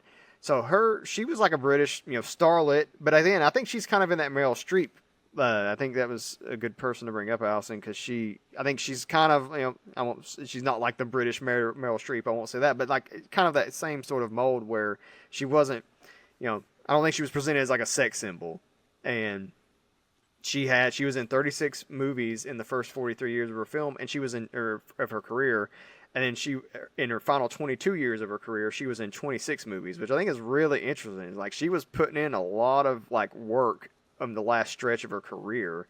I won't say she had like a resurgence, but like she was working a lot, and that's not including Downton Abbey. She like won Emmys for Downton Abbey. Like, she was in Downton Abbey after this, and so I think it's kind of cool to see, like, this industry has not been kind to older people generally, but when it is, like, you can really hit it out of the park. And Maggie, I mean, she seems like, from everything you read about her, seems like she's an incredibly nice person, was somebody who was just really, she embraced, like, she's Professor McGonagall in Harry Potter, and that was something that she, when kids would come up to her, and because, like, obviously, like, that's how I was introduced to her. That's how a lot of people, kids were introduced to her. Like, she embraced it. Like, she didn't, like, reject it. She would, like, play along with them when they, like, kids would run up to her at parks and stuff, and just seems like the kind of like a nice, a person you would have liked to have had in your life. So it's just, I think it makes her role in this movie even better because she is such a bitch, like Allison said. I think Helen Mirren kind of falls into that too. I find it interesting. She almost like got more beautiful as she got older. I would when agree. I go back and she plays so many characters that are kind of frumpy, or I don't know, like her beauty is not really played to in most of her movies, I would say. Yeah, I think she's a more attractive woman than her roles would suggest. Other actresses who have broken the age curse. You've got Kate Blanchett and Elizabeth Olsen. Now, Elizabeth Olsen's still, I think... She's like mid-30s. She's in that age group that like Demi Moore found herself in where they stopped putting her and stuff. Yeah, we'll see what happens in 5 years. We'll see. The 4-0 comes for her. All right, okay. Hope not. I'm rooting for her. I like Elizabeth Olsen. All right, so... we know everybody's thoughts on the movie. I like it quite a bit. I won't say it's my favorite Altman movie, but it's of the ones I've seen, it's probably higher up than not. Slate, Allison, I won't ask you to repeat what you've said about this great part of American culture and British culture. But I will ask you, as we end with every show, does this movie matter? And is it something that matters more, less than it did at the time? I do think, and I kind of want to jump right in there because I do think one thing about this movie, I have a hard time thinking this movie would be as big a box office success in 2005 or 25, 26, whatever year this is, than it was at the time of release. No, I don't think this movie... It's so interesting because the cast is outstanding, and you have so many people. Sorry, my cat's like biting me and driving me nuts. So many people who weren't stars yet are in it, and maybe this movie gave them more of a platform to become what they would become, like Richard E. Grant and Clive Owen and others. But when I think about like other movies that came out that year that had more of an impact on culture, I just feel like this one didn't have much staying power, I think, in people's memory. And when I hear people talk about Altman, the movie they talk about is Nashville. Yeah. Yeah. I mean, I'm going to second that. I maybe from a British perspective, because you get Downton Abbey, maybe from that perspective it matters. But from my personal perspective, from an American film perspective, from the year 2001 perspective, I don't see how this film matters. I try to find redeeming qualities in it, but I think that I don't see anybody that skyrocketed themselves to stardom from this film. I don't see any real innovation in this film. I don't see anything other than solid to good performances in a movie with almost essentially no plot and no direction. It's hard for me to find anything that matters about this movie. I'm not trying to be a dick and shit on the film, but those are things that all matter to me to make this film matter. And if it doesn't have any of those things, like, how can I say it matters? I will never ever want to watch this movie again. There will never be a time I will recommend anybody to watch this movie. So, how can I say it matters? I think it matters. Number one, for something you brought up, Slade, I think Downton Abbey doesn't exist without this movie, and it was not a culture phenomenon in my life, but it is a massive I mean, it is something that a lot of people really care about and got. I mean, it is. I didn't look this up, but it was. I mean, yeah, it's huge. It's I mean, probably it's the biggest huge. show that PBS has ever had. Here in the States at least, and it spawned 3 feature films. I think that at least the first 2 did really well, but at the box office. Now again, that gets into some things about, like, I think a lot of the people that show resonate. Those movies tended to draw an older crowd. I do think this speaks to like that this whole class thing, like the upstairs downstairs aspect of the movie and of Downton Abbey. I think just that appeals to a certain type of person. It doesn't appeal to me. Like, this is a movie, honestly, like I was dreading to watch it. Like, I was going into this with not low expectations, but it was just like, I do not get into this sort of thing. I don't like this kind of thing. And I don't know. I don't think I would like Downton Abbey just from what I've read about it, because I think it's more into. It's just more about. It's like a drama. It's a TV show. It's just more about kind of being in this world in a different way. And I think Gosford Park, for me, it's the level of immersion I want and the level of time in that place that I would ever want. It's Altman's last big movie. I think it's significant. I will say, I mean, I do think like you're totally right, Allison. Nashville's the one that kind of gets called to the most. I wasn't able to watch it. It's something I've not seen. I really want to watch it. It's 3 hours long, I believe. Pass. and a musical. So hard pass. I do think. I will say it's hard. Like the movie itself, if you just take Downton Abbey away from it, and you take away like what the movie's going for, because I think, I mean, again, the biggest, it's a class satire. It's trying to like send up this whole system as something like this was really ridiculous, that this was even like a thing that we as humans thought was the way people should exist. And I think, if you just take away, if you say like, okay, like what it was trying to say doesn't matter, well, yeah, then it doesn't matter. But I think what it's trying to say matters, because I think we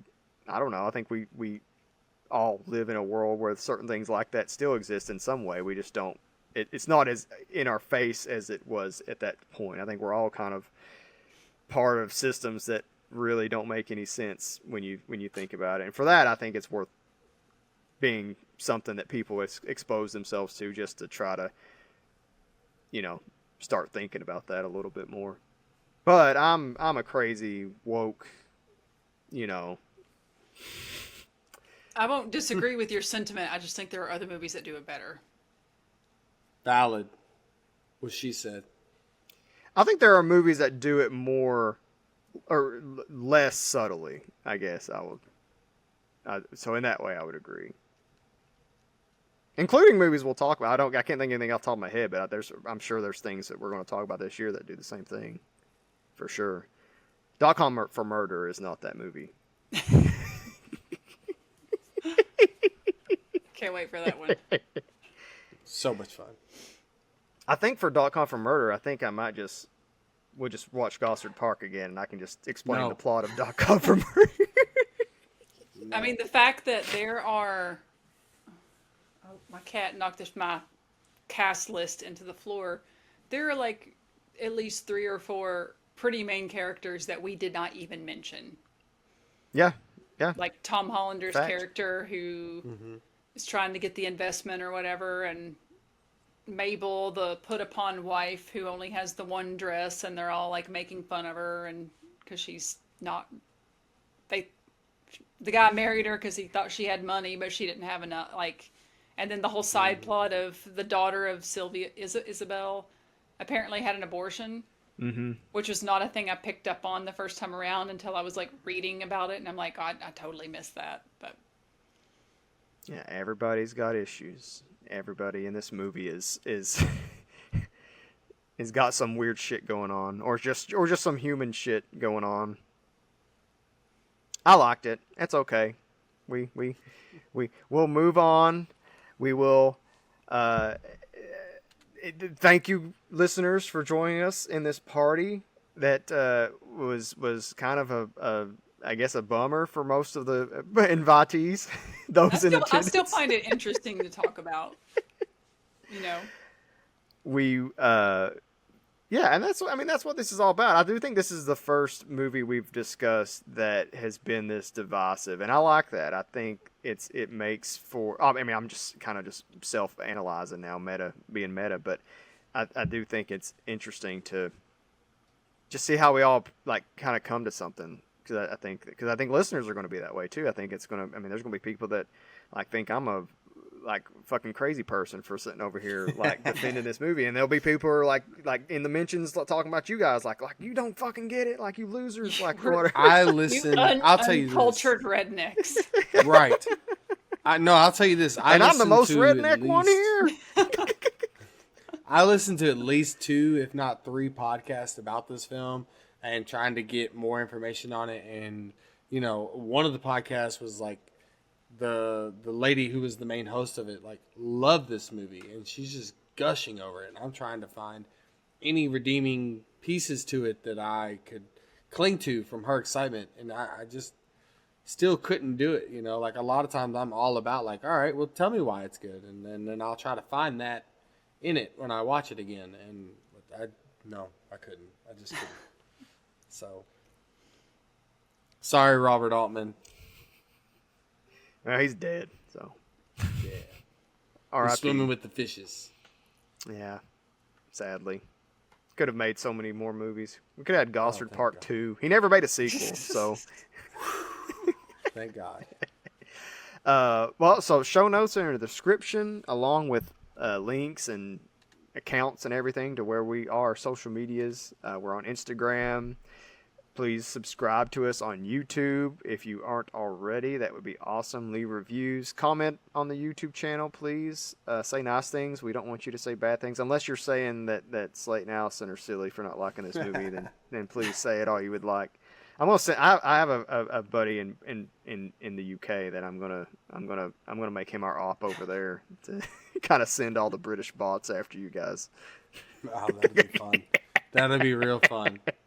So that reminds me that this is completely unrelated, but my friend at work was telling me that she was asking ChatGPT to summarize something for her, and it did it, and then it was like, "Would you like me to roast you?"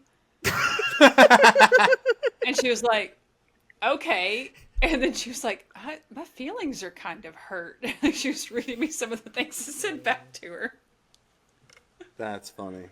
That's just the AI bot. Like, you know what? I feel like cooking you right now. So here we go. Yeah. That's crazy. So please join us next week. We'll be talking about a movie that is almost pretty much the exact opposite of GOSFORD Park, I would say, in just about every way you could ever imagine. And that will be Allison leading the discussion. So I'll let her tell you about that great piece of art that is coming to your ears next week. Yeah, we're going back to Isla Nublar for Jurassic Park 3, which honestly, if memory holds, I'm going to think that this is the second best Jurassic Park movie. There are, 7? Oh, 7 wow. in that You franchise put it at now? number 2, huh? I think so, yeah. Okay. It's been a while since I've seen it. I've seen the original too many times to count, and there is just no topping it. But yeah, I have not particularly enjoyed any of these new Jurassic World movies. I actually enjoy them all. I haven't seen all of the Jurassic Parks, but this was oddly the first one I ever watched. And I haven't watched it since then, and I was like, whatever, I guess 10. I would have been 10 when it came out in 2001, and so I'm looking forward, I think, to revisiting it. I like the first Jurassic World, the least. But in the original, I mean, I don't think this is a spoiler. I don't think my mind will be changed that the original is the best one after this. But this is the perfect palate cleanser for Gosford Park. And I'm sitting here just thinking, like, what if Altman had directed this movie? He'd have been like, yeah, just let the real dinosaurs just do whatever they want. We'll figure it out. Like, it would have been all dinosaurs. They might not have even been actors. Just a bunch of dinosaurs in a field being rude to each other. Yeah, Gosford Park with dinosaurs would have been fun. At the end of a year, when we do our year in review or like rankings of everything or whatever we end up doing, it's going to be such a fucking shame when Jurassic Park 3 comes in higher than Gosford Park on the end of the year list. Like, I'm already mentally preparing myself for how embarrassing that's going to be. Instead of carrying his dog to the dinner and kissing it, it's going to be a baby stegosaurus. Yeah.